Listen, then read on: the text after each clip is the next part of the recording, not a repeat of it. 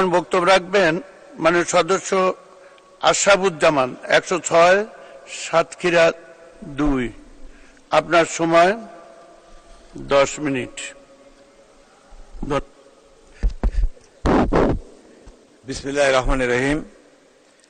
মাননীয় স্পিকার, আপনাকে ধন্যবাদ জানাই।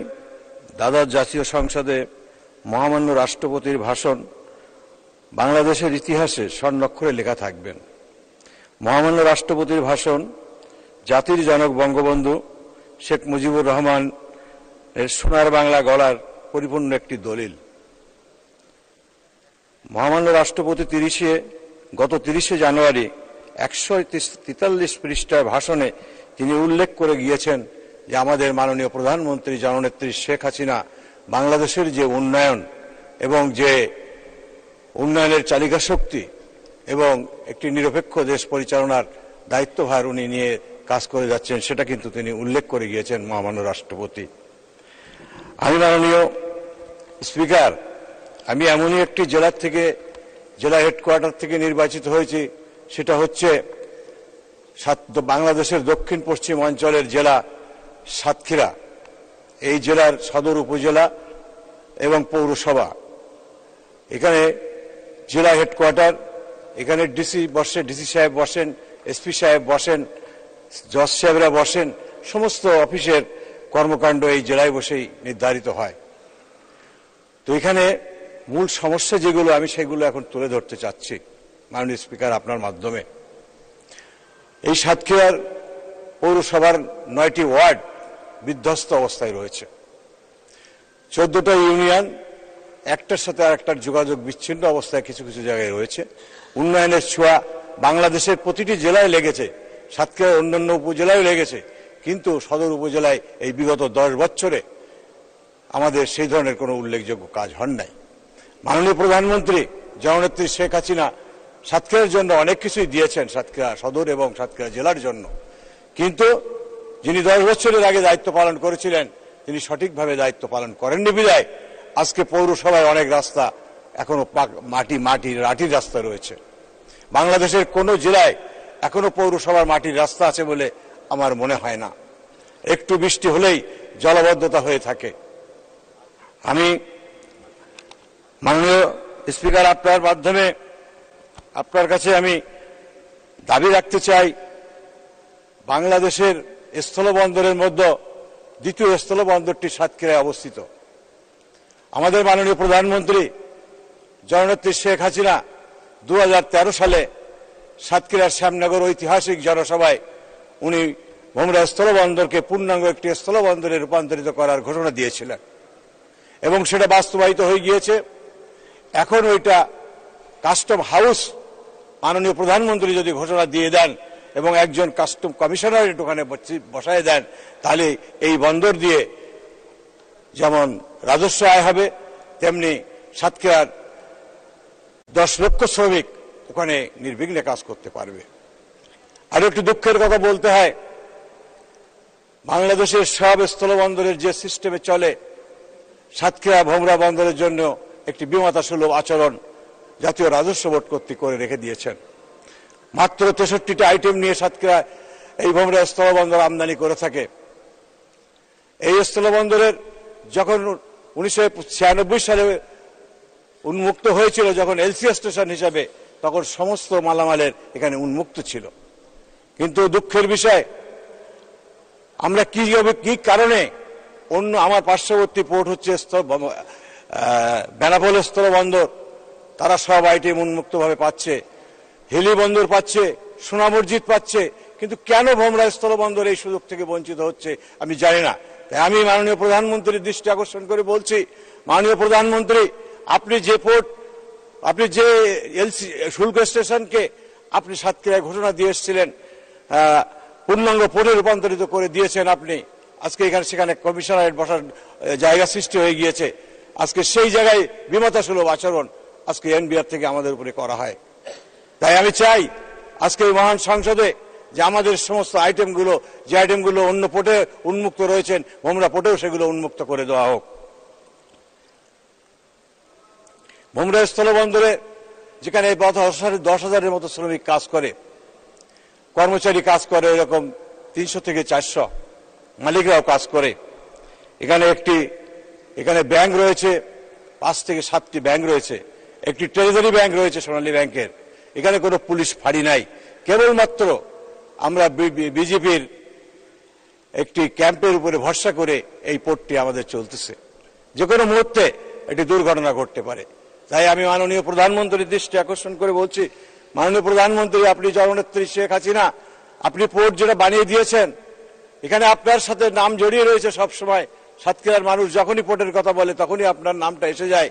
তাই আপনি এখানে অচিরেই একটি পুলিশ স্টেশন, একটি ফায়ার স্টেশন এবং একটি 15 শয্যা থেকে 20 শয্যা একটি হসপিটালের ব্যবস্থা আপনি করে দেবেন। কারণ জনবল দিন দিন বৃদ্ধি পাচ্ছে, কাজেই ওখানে একটি অ্যাক্সিডেন্ট তখন ঘটতে পারে শ্রমিকদের বা কারোর, সেটাকে ওখানে প্রাইমারি ট্রিটমেন্টের জন্য আপনি একটা ব্যবস্থা করে দেবেন মাননীয় প্রধানমন্ত্রী। সাতক্ষীরায় উৎপাদিত মাছ, যেমন সাদা মাছ, বাগদা, চিংড়ি সহ বিভিন্ন মাছ উৎপাদন হয়ে থাকে, ভেটকি মাছ, পার্শে মাছ, যে মাছগুলো বিদেশে রপ্তানি হয়। সাতক্ষীরায় যেটা তৈরি হচ্ছে, সাতক্ষীরায় উৎপাদিত হচ্ছে, আমি ভোমরা বন্দর দিয়ে এক্সপোর্ট করতে পারছি না, আমাকে নিয়ে আসতে হচ্ছে বেনাপোল বন্দরে। এই বৈষম্যের দূর করে আমি অনুরোধ করব মাননীয় প্রধানমন্ত্রীর কাছে যে সাতক্ষীরা দিয়ে যাতে রপ্তানি করতে পারে ভারতে, তার ব্যবস্থা করার জন্য আমি আহ্বান রাখব।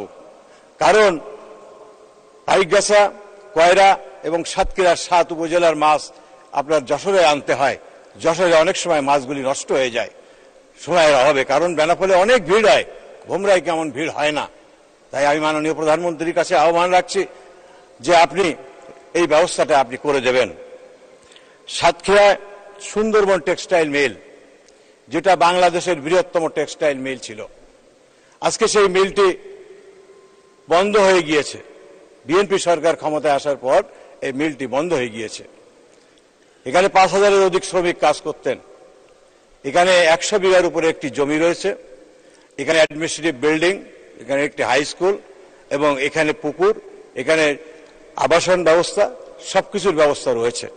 তাই মাননীয় প্রধানমন্ত্রীর কাছে দৃষ্টি আকর্ষণ করে বলতে চাই, এই সুন্দরবন বস্ত্র কলটি যদি আবার চালু করা যায়, তাহলে সাতক্ষীরায় মানুষ আবার 5000 মানুষের একটি কর্মসংস্থানের ব্যবস্থা হবে।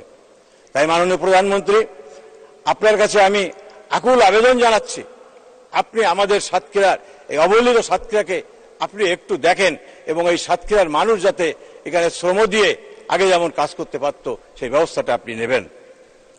খেলাধুলার বিষয়ে আমি কিছু কথা বলতে চাই। আমি খেলাধুলা অঙ্গনেরই মানুষ। আমাদের ছেলেরা বাংলাদেশের নামকরা প্লেয়ার রয়েছেন ক্রিকেটে, সৌম্য সরকার, মোস্তাফিজ, মৃত্যুঞ্জয়, যারা জাতীয় দলে খেলা করছে। আমাদের মেয়েরা সাবিনা ইয়াসমিন, মাসুরা খাতুন, এরা বাংলাদেশের মহিলা ফুটবল লিগের এরা আন্তর্জাতিকভাবে ক্যাপ্টেন্সির দায়িত্ব পালন করে। সেই সাথে আরো 5-7টি মহিলা এখানে খেলা করে আমাদের এই সাতক্ষীরা জেলার। আমাদের সাতক্ষীরা জেলার খোখো টিমের যিনি ক্যাপ্টেন, তিনি সাতক্ষীরার, বাংলাদেশের যে ক্যাপ্টেন সে সাতক্ষীরারই ছেলে। আমাদের যে দ্রুততম মানবী সেও সাতক্ষীরার মেয়ে, সেও বিদেশে খেলা করতে যায়। আমাদের যে শুটিংয়ে যে ছেলেটি চ্যাম্পিয়ন হয়, ইন্টারন্যাশনালে খেলা করতে যায়, সেও সাতক্ষীরার ছেলে। তাই সাতক্ষীরার খেলাধুলা থেকে শুরু করে অর্থনীতি, আমরা রাজস্ব দিচ্ছি, আমরা খেলাধুলায় বাংলাদেশকে পরিচিতি ঘটাচ্ছি। আমরা বাগদা, চিংড়ি, সাদা মাছ থেকে আমরা যে অর্থ এনে দিচ্ছি, তার একটি সাডেন অংশ যদি 25% অংশ যদি সাতক্ষীরা জেলার পিছনে ব্যয় করা হয়, তাহলে আমরা সোনায় সোহাগা হয়ে যাব। তাই মাননীয় প্রধানমন্ত্রীর কাছে আমি সর্বশেষ আবেদন রাখছি, সাতক্ষীরায় আপনি যে স্টেডিয়ামটি অনুমোদন দিয়েছেন, যাতে দ্রুত এটা কার্যকারিতা হয় তার ব্যবস্থা করবেন। এবং সাতক্ষীরায় বর্তমান যে স্টেডিয়ামটি রয়েছে তার 2টি গ্যালারি অত্যন্ত, একটি ভেঙে ফেলা হয়েছে, আরেকটি ওই পাশে করা দরকার, এবং যে ভবনটি রয়েছে এটা সংস্কার করার দরকার, এটা আপনি দৃষ্টি আকর্ষণ করবেন। এবং মাননীয় প্রধানমন্ত্রী সহ আজকে মাননীয় স্পিকারের মাধ্যমে বলতে চাই, আমরা জাতীয় পার্টি করি, আমাদের এখানে আমরা সংসদীয় গণতন্ত্রে আমরা বিশ্বাসী। বিগত 90 সালের পর থেকে প্রত্যেকটা নির্বাচনে আমরা অংশগ্রহণ করে এসেছি। আমরা নির্বাচনমুখী দল। আমরা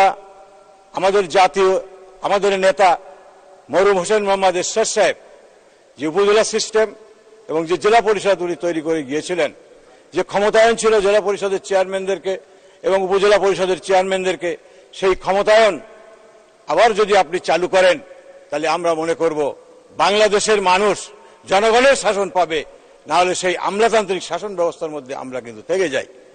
আমাদের শাসনটা, আমাদের সিস্টেমটা মেনে নেবেন, কিন্তু আমাদের নেতার যে ক্ষমতাটা জনগণের কাছে দিয়েছিলেন সেই ক্ষমতাটা জনগণের কাছে আপনি আবার দিবেন, এই আহ্বান রেখে সবাইকে ধন্যবাদ জানিয়ে আমি আমার বক্তব্য এখানে শেষ করছি। ধন্যবাদ। ধন্যবাদ মাননীয় সদস্য, আপনাকে অসংখ্য ধন্যবাদ।